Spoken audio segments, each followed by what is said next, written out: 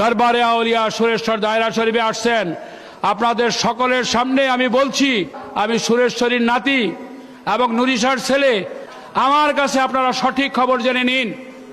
আমার জন্ম থেকে আমি দেখেছি, আমার বাবাজানের সঙ্গে আমি এই মসজিদে নামাজ পড়তে আসছি, একসাথে আমি তার সঙ্গে জুম্মার নামাজ পড়েছি। বলুন সুবহানাল্লাহ। বাবাজান এই মসজিদে জুম্মার নামাজ পড়েছেন, তিনি দায়রা শরীফে নামাজ পড়েন নাই। এবং আমি বাবাজানের সঙ্গে 5 ওয়াক্ত নামাজ তার যায় নামাজে দাঁড়ায় আমি পড়তাম, তার সঙ্গে আমি রওজা পাক আমি জিয়ারত করতাম। আপনারা কিন্তু যে যেখানে থাকেন আজান দিলে মসজিদে এসে নামাজ পড়বেন। যদি কোনো কারণে না পড়েন, মাঠে বসিয়ে আপনারা নামাজ পড়ে নেবেন।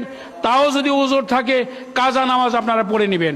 আপনারা 5 ওয়াক্ত নামাজ পড়বেন, ফজর এশারের নামাজে দুরূদ শরীফ পড়বেন, খাওয়ার আগে মোনাজাত করবেন, এটা সুরেশ্বরী হুকুম। মঙ্গলবার দিন নকশুল কাটবেন না, বুধবার দিন কোনো বিবাহ শাদী শুভ কাজ করবেন না। এগুলি সুরেশ্বরী কেবলা কাবা নূরে হকগঞ্জের কিতাবের কি মুরব্বী বচনের ভিতরে লেখা আছে। এখন এই জিনিসকে আপনাকে দেখতে হবে, বুঝতে হবে, আপনাদেরকে জানতে হবে। আর না হয় সুরেশ্বর আসলেন, তরিকা গ্রহণ করলেন। তরিকা শব্দের অর্থ কি? রাস্তা। রাস্তার থেকে যদি আপনি বিচ্যুত হয়ে যান, তাইলে তো আপনার এই তরিকত নেওয়ার কোনো মূল্য হইল না।